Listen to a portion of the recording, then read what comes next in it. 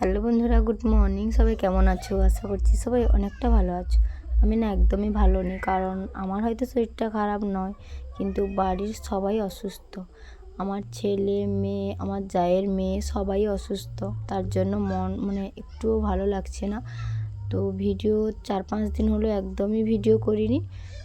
মানে কিছু চাপের কারণে বলতে পারো, বাড়িরই কিছু চাপ, কারণ ছেলে মেয়ে অসুস্থ, তার জন্য ভিডিও করার মতো মানসিকতা কিছুই ছিল না বা নেই। আর আজকে ভিডিওটা করলাম বাধ্য হয়ে। সবাই ঘুমিয়ে আছে ছেলে মেয়ে, তার জন্য সকাল সকাল ইচ্ছে হলো যে ভিডিওটা শুরু করে দিই। তার জন্য ভিডিওটা শুরু করলাম। তো চলো, ভিডিওটা দেখার অনুরোধ রইল সবাইকে। তো সবাই প্লিজ ভিডিওটা ফুল ওয়াচ করো, আর সবাই ভিডিওটাতে একটু ভালোবাসা দাও বেশি বেশি করে। তো এটাই আমি রিকোয়েস্ট করে সবার কাছে অনুরোধ করে বলছি। তো চলো ভিডিওটা দেখতে থাকো।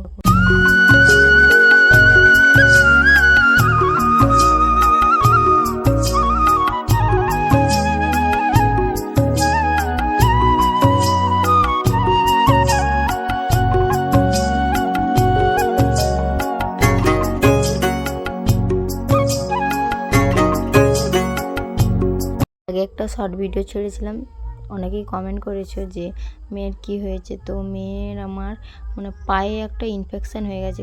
কী কারণে হয়েছে সেটা বুঝতে পারছি না। তো পাটা না প্রচণ্ড পরিমাণ ফুলে গেছে আর যন্ত্রণা করছে।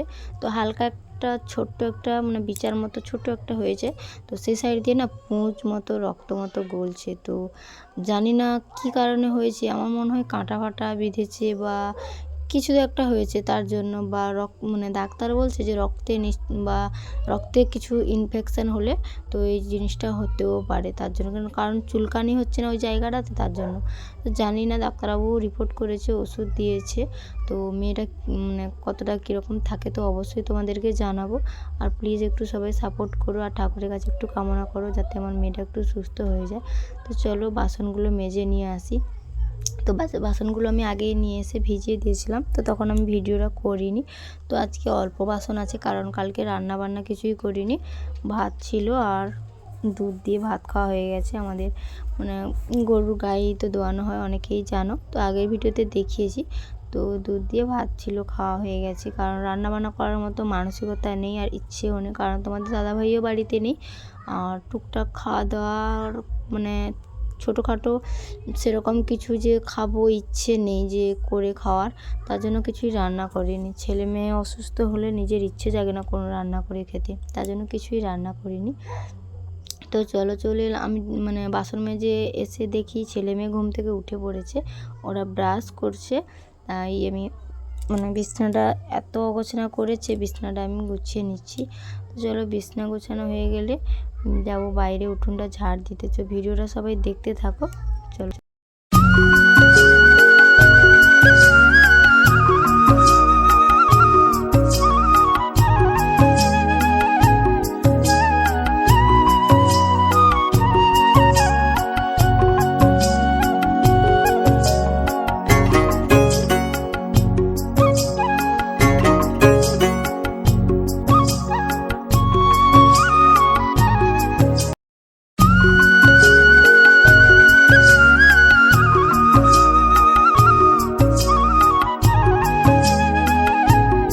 ভেবেছিলাম দুজনেই ব্রাশ করছে, কিন্তু আমি কাজকর্ম একটু শেষ করে এসে যখন দেখি কেউই ব্রাশ করছে না।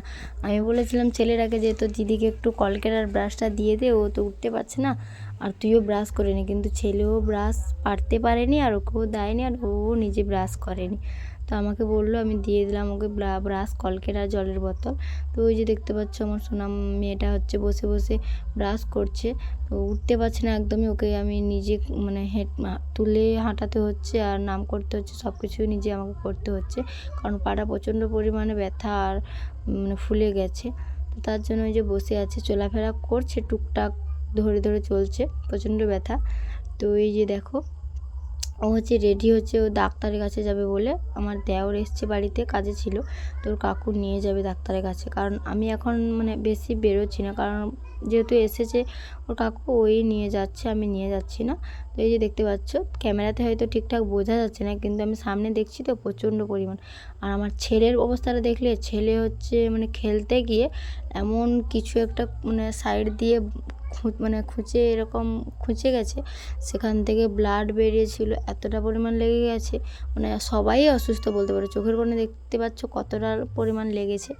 তো চলো আমি একটু আমাদের পাশের বাড়ি কাকি শাশুড়ির মানে বাড়িতে এসছে ননদের মেয়ে, তো ওর সঙ্গে একটু খেলাধুলা করলাম, মনটা একটু ভালো হলো। তারপরে আমার বোন চিংড়ি মাছগুলো একটু বেছে দিল, রান্না বান্না করলাম। আর কি করব, চলো ভিডিওটা আজকে এই পর্যন্ত। দেখা হচ্ছে কেমন অন্য কোনো ভিডিওতে, আর ভিডিওটা কেমন লাগলো অবশ্যই কমেন্ট করে জানিও। আর আমার দেওর বলছে যে ও ইঞ্জেকশন নিতে কতটা ভয় পাচ্ছিল।